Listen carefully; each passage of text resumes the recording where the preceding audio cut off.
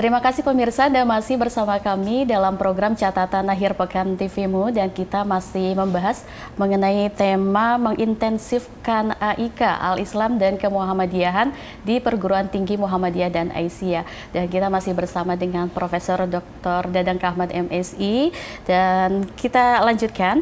Prof tadi sudah membahas mengenai kurikulum di PTMA sendiri. Lalu Prof, bagaimana fungsi dan standar mutu AIK di Perguruan Tinggi Muhammadiyah dan Aisyah, Prof? Ya, kemarin pun dibicarakan ya waktu di Surabaya itu tentang setara mutu. Dan itu sudah disusun oleh Majelis Dikti Ditbang yang mungkin spesifikasi oleh mereka yang menanganinya tentang standar mutu dari AIK itu.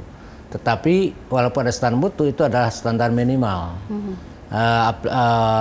Semacam bagaimana pelaksanaannya di masing-masing perguruan tinggi disesuaikan dengan perguruan tinggi, bahkan banyak inovasi-inovasi. Seperti kemarin saya lihat di UHAMKA itu ada pengabdian masyarakat yang membina suatu desa, suatu masyarakat yang itu bagian dari program AIK.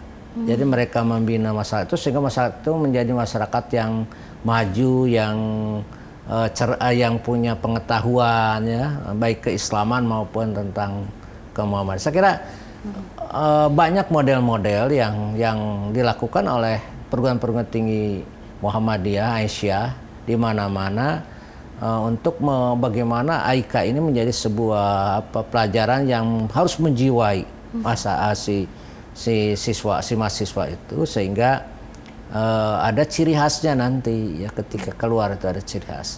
Dan standar mutu itu sudah ditetapkan ya, yang saya sendiri tidak begitu menguasai dan standar mutu secara rincinya seperti apa. Baik, Prof, tadi tentang lembaga atau yang membahas begitu tentang kurikulum ini. Tadi Prof bisa menjelaskan kembali, adakah lembaga khusus begitu yang mengurusi tentang kurikulum di PTMA sendiri? Ada. Kalau di perguruan tinggi namanya LPAIK. Lembaga Pengembangan Al-Islam dan Kemuhammadiyahan. Setiap perguruan tinggi ada. Dan itu yang bertanggung jawab. Kalau perguruan tinggi yang sudah mapan biasanya ada wakil rektor khusus bidang AIK. Seperti UHAMKA itu rektor 4 itu ialah rektor khusus bidang AIK. Dan di UMY ada juga wakil rektor khusus bidang itu. Tapi kalau seperti di universitas yang baru yang masih sederhana, mereka di tackle atau diambil alih oleh biasanya oleh wakil rektor 1 untuk AIK itu. Dan mereka punya lembaga pengembangan AIK itulah yang bertanggung jawab sebagai manajernya nanti. Mereka lah itu yang membuat kurikulum, mengaplikasikan seperti apa dan inovasi dan pengembangan seperti apa di perguruan tinggi tersebut. Baik. Jadi saya lihat di UM Bandung yang baru itu LPAIK itu dipegang oleh salah seorang kader yang bagus ya, yang kebetulannya wakil ketua PPM, dan dia membuat semacam Baitul Arqam khusus di samping mata pelajaran atau dimasukkan kepada mata perkuliahan sesuai dengan standar mutu, juga dia mengadakan semacam Baitul Arqam untuk mahasiswa. Bahkan sekarang itu dia akan membuat, dan sama juga di UHAMKA, ada pesantren mahasiswa sebelum masuk dan ada pesantren alumni setelah lulus nanti. Jadi ada 2 pesantren atau Baitul Arqam yang dilaksanakan oleh, yang saya tahu aja, UHAMKA yang karena dekat dengan UM Bandung.